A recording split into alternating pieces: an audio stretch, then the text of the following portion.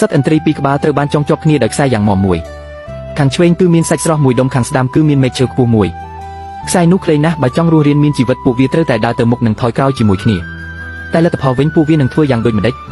មិនប៉ុន្មានថ្ងៃផងឥន្ទ្រីទាំងពីរបានដេកសន្លប់នៅលើដីអស់កម្លាំងទាំងស្រុងហេតុអ្វី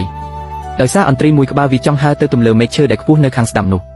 ចំណែកឥន្ទ្រីមួយក្បាលទៀតមិនព្រមចុះចាញ់ទេវាប្រឹងទាញខ្សែទៅខាងឆ្វេងយ៉ាងអស់ពីកម្លាំងដើម្បីទៅរកសាច់ពេលសត្វមួយចង់ស៊ីសាច់មួយទៀតខំទាញទៅរកមែកឈើនៅពេលនោះក្នុងខួរក្បាលរបស់ពួកវាមានតែគំនិតមួយប៉ុណ្ណោះថ្ងៃនេះអ្នកត្រូវតែស្ដាប់ខ្ញុំចុងក្រោយសាច់ក៏មិនបានស៊ីការសម្រាកក៏មិនបានសម្រាកហើយទាំងពីរអស់កម្លាំងដួលរលំជាមួយគ្នាអ្វីដែលបំផ្លាញពួកវាមិនមែនជាខ្សែចងជើងវានោះទេប៉ុន្តែជាការរឹងរូសក្នុងចិត្តដែលចង់ឈ្នះនិងគ្រប់គ្រងគ្នាទៅវិញទៅមកសូមមើលឥន្ទ្រីទាំងពីរនេះតើវាមិនដូចមនុស្សជាច្រើននៅក្រោមដំបូលផ្ទះតែមួយដែរឬទេមនុស្សពីរនាក់ដែលគេងលើគ្រែតែមួយប៉ុន្តែរស់នៅដូចជាគូប្រជែងដែលតែងតែប្រឈមមុខដាក់គ្នា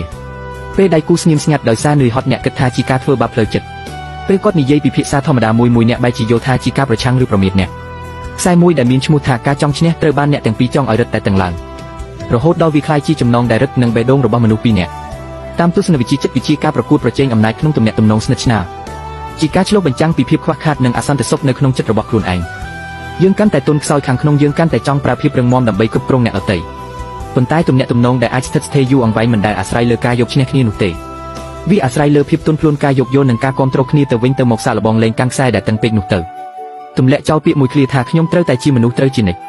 នៅពេលដែលអ្នកប្រគល់ភាពទន់ភ្លន់និងការអត់ធ្មត់ឲ្យគ្នាវិញទៅមកនោះហើយជាពេលដែលអ្នកទាំងពីរបានដោះខ្លួនចេញពីច្រវាក់នៃជីវិត